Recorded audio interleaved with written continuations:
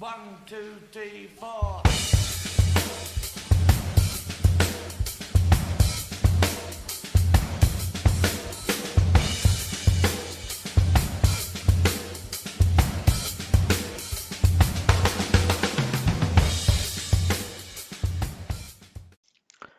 Buongiorno a tutti, breve video per farvi vedere il simulatore del router CNC che sto costruendo e per insomma fare un po' di prove e vedere di implementare il software che poi girerà sulla scheda di controllo in un ambiente che mi consente di vedere il funzionamento senza ovviamente usare fisicamente il router. Questo tool è scritto in C++, utilizza le Qt e come vedete nelle immagini vengono rappresentate due viste del router o meglio della parte che poi effettua la fresatura del pezzo del router, quindi soltanto essenzialmente i carrelli nei tre assi. Nell'immagine sinistra è riportato il piano XY, quindi vedete il carrello Y lungo l'asse verticale e il carrello X lungo l'asse orizzontale e sopra c'è il piano che si muove nelle due direzioni. Questa è una semplice simulazione di rotazione. A destra invece vedete l'immagine, nell'immagine il piano YZ, quindi in orizzontale vedete l'asse Y e in verticale dove è montata la fresa l'asse Z. Le immagini sono state prelevate dall'OpenSCAD, quindi dal tool, dal CAD che ho utilizzato per disegnare e progettare la meccanica e ho utilizzato, come dicevo, le librerie Qt e l'ambiente Qt Creator per scrivere il software, quindi diciamo, vengono usati i widget di Qt per realizzare questo software. Lo stesso tool ha anche la parte relativa allo scaricamento dell'eseguibile nella scheda di controllo, questo l'ho già usato in precedenti video per farvi vedere come scaricavo il firmware e quindi continuerò poi, ecco, oltre al simulatore, farò anche la parte di controllo vero e proprio della macchina in cui metterò i pulsanti per gestire il movimento dei motori, il movimento della fresa, l'avvio della fresa, velocità e il test dei file con i caratteri G-code.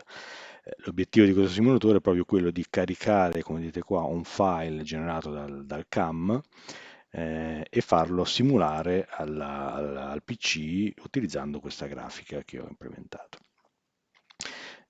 Come ho detto ho usato Qt Creator, questo è il progetto. Qt Creator è un sistema a me piace molto, che preferisco rispetto all'ambiente Microsoft, se non altro perché essendo scritto in C++ consente di avere delle prestazioni superiori, non ci sono framework di mezzo o tutta la pila, la stack software del .NET, quindi si scrive in C++, si arriva direttamente a un binario eseguibile sul PC senza intermediari, quindi è molto efficiente, molto veloce.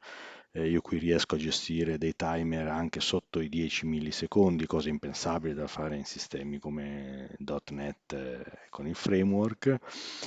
E comunque il livello grafico è buono, non è questo forse va detto, non è all'altezza del mondo grafico in ambiente .NET, però insomma come vedete si riescono a ottenere dei risultati notevoli comunque, no? E ci sono tutti gli oggetti grafici che servono per fare applicativi di questo tipo.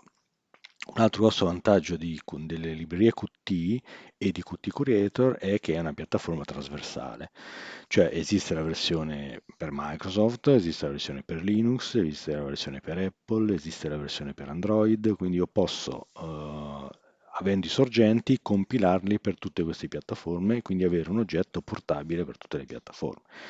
Non direttamente portabile come si fa in Java, va comunque ricompilato per la piattaforma, però comunque posso farlo, quindi posso creare l'eseguibile per Windows, l'eseguibile per Linux, l'eseguibile per Android, quindi farlo girare anche sui palmari o sui smartphone.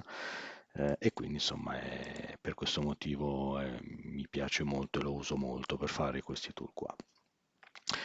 In dettaglio sul software, oltre alla parte in CPP, come vedete ci sono dei file C, questo perché questi file sono proprio quelli che poi finiranno sulla scheda di controllo, sull'elettronica di controllo che vi ho fatto vedere in un precedente video. Quindi ho fatto dei link simbolici al progetto del firmware che va sulla scheda e quindi io da qui posso editarmi i file e modificarli, perché poi questi file vengono comunque compilati all'interno di questo tool e utilizzati dal simulatore. Quindi il simulatore per muovere i motori, come sta facendo ora, utilizza proprio gli algoritmi scritti nei file di controllo che poi andranno a finire nel firmware della scheda. Quindi io qui di fatto simulo effettivamente il comportamento del software che andrà sulla scheda finale, sulla scheda col microcontrollore dell'ST.